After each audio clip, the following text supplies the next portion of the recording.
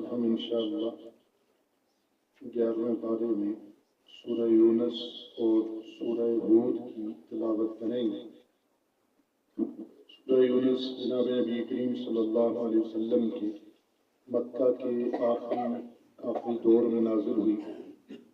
इसमें अल्लाह रब्बुल इज़्ज़त ने इब्तिदा में जनाब नबी करीम सल्लल्लाहु अलैहि वसल्लम की रिसालत को और अपनी तौहीद को दलाइल से बयान फरमाया और फरमाया कि अल्लाह रब्बुल इज़्ज़त जब इंसान को किसी नेमत से नवाजते हैं तो वो उस पर इतराता है, और जब अल्लाह की तरफ से आजमाइश आती है तो वो शिकवा शिकायत करने लगता है। और अल्लाह रब्बुल इज़्ज़त ने दुनिया और आखिरत की मिसालें बयान फरमाई और फरमाया कि कौन है जिसने आसमान और ज़मीन को पैदा किया, फिर अहले आसमान और ज़मीन को रिज़्क़ दी, और जो जिंदा को मुर्दा से और मुर्दा को जिंदा से निकालता है, और कौन इसकी तदबीर करता है। फरमाया कि वो एक ही ज़ात है, फसयक़ूलून अल्लाह, कह दीजिए कि वो अल्लाह की ज़ात है। और फिर इसमें मुख्तलिफ अंदाज से कुफ़ार को जो कुरान को नाउज़ुबिल्लाह जनाब नबी करीम सल्लल्लाहु अलैहि वसल्लम की गढ़ी हुई बातें कहा करते थे, मुख्तलिफ अंदाज से पहले एक सूरत का लाने का हुक्म दिया, फिर उसके बाद 10 सूरतें लाने का हुक्म दिया, और फिर इस जैसा कुरान लाने का हुक्म दिया। लेकिन फरमाया कि जितने काफिर हैं इनके साथ और भी आ जाएं तो वो इस चैलेंज को क़यामत तक पूरा नहीं कर सकते। अल्लाह के औलिया के बारे में अल्लाह ने फरमाया कि अल्लाह के वली वो लोग हैं कि जो ईमान लाते हैं और तकवा इख्तियार करते हैं, उनके लिए न दुनिया की ज़िंदगी में कोई खौफ है, न आखिरत में कोई गमगीन होंगे वो। और यही वो लोग हैं जिनके लिए दुनिया आखिरत में खुशखबरियाँ हैं। उसके बाद अल्लाह रब्बुल इज़्ज़त ने इस सूरत में नूह अलैहिस्सलाम का तज़किरा फरमाया और हज़रत मूसा अलैहिस्सलाम और फ़िरऔन का तज़किरा फरमाया, और फिर फरमाया कि जब फ़िरऔन ने मूसा अलैहिस्सलाम का जो लश्कर था उसका पीछा किया तो यहाँ तक कि अदरकहुल गरक़, जब वो दरिया में गर्क होने लगा तो कहने लगा आमनतु अन्नहु ला इलाहा इल्लल्लज़ी आमनत बिही बनु इसराईल, कि मैं ईमान लाया हूँ उस रब पर जिसके अलावा कोई माबूद नहीं और जिस पे बनु इसराईल ईमान लाते हैं, और मैं मुसलमान हूँ। अल्लाह ने फरमाया आल आन वक़द असैत, अभी तो कोई ईमान काम का नहीं है, वकुन्त मिनल मुफ़सिदीन, इससे पहले तो फसाद करने वाला था।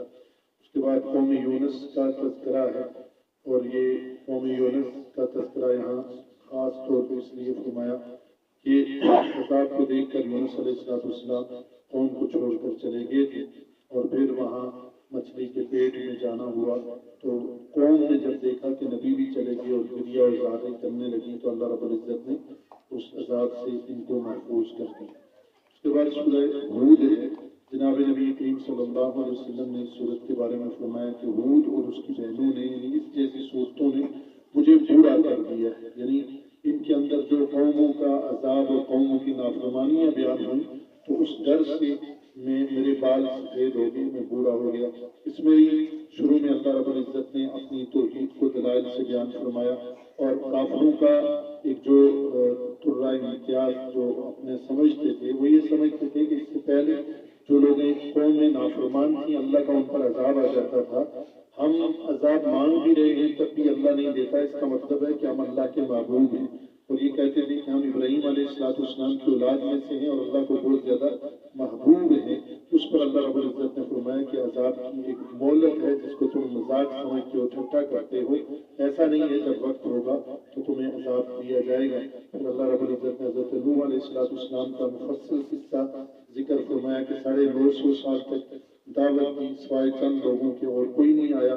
तो फिर नूह अलैहिस्सलाम को फरमाया कि एक कश्ती बनाए। जब वो एक बड़ी कश्ती खुशकी पे बनाने लगे तो जो काफिर थे उनका मजाक उड़ाते। अल्लाह रब्बुल इज़्ज़त ने फरमाया कि जब फलां तंदूर से पानी निकलेगा तो अपने अहल व अयाल जो हैं यानी जो ईमान लाए हैं उनको और हर चीज़ का एक एक जोड़ा कश्ती में रखना है। जब वो पानी निकल आया तो सारे जब सवार हुए ईमान वाले तो नूह अलैहिस्सलाम ने अपने बेटे को कहा जो नाफरमान था, तू भी सवार हो जाए, तू भी ईमान ले आ। उसने कहा मैं पहाड़ पे चढ़ जाऊंगा, पर इतनी ही बात हुई तो दरमियान से पानी गुजरा और उसको बहा ले गया। नूह अलैहिस्सलाम ने फरमाया कि ये तो मेरा बेटा है। अल्लाह रब्बुल इज़्ज़त ने फरमाया जिस चीज़ का आपको इल्म नहीं है उसके बारे में सवाल ना करें, या आपका अहल में से नहीं है, इसका अमाल दुरुस्त नहीं है। मालूम हुआ कि किसी नेक आदमी की औलाद हो जाना یہ ذریعہ نجات نہیں ہے، بلکہ آدمی کے اپنے اعمال اس کے لیے ذریعہ نجات ہوں۔ کسی بزرگ کا رشتہ دار ہونا، کسی پیر صاحب کا بھائی ہونا، یہ نجات کے لیے کافی نہیں، بلکہ اپنے اعمال ہیں جو جنت میں لے جائیں گے، اور اس کی جنت کے بارے میں اس کا فیصلہ ہوگا۔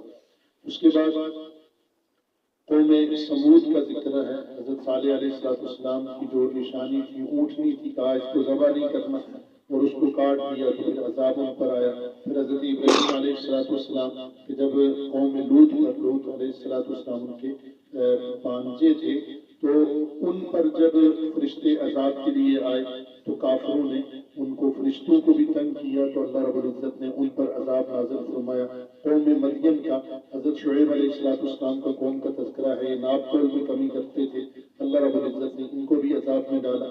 پھر آخر میں حضرت موسیٰ علیہ السلام اور فرعون کا تذکرہ ہے، اور آخر میں جناب نبی کریم صلی اللہ علیہ وسلم کی رسالت کو دلائل کے ساتھ اور نماز کی حفاظت کا اللہ رب العزت نے حکم دیا۔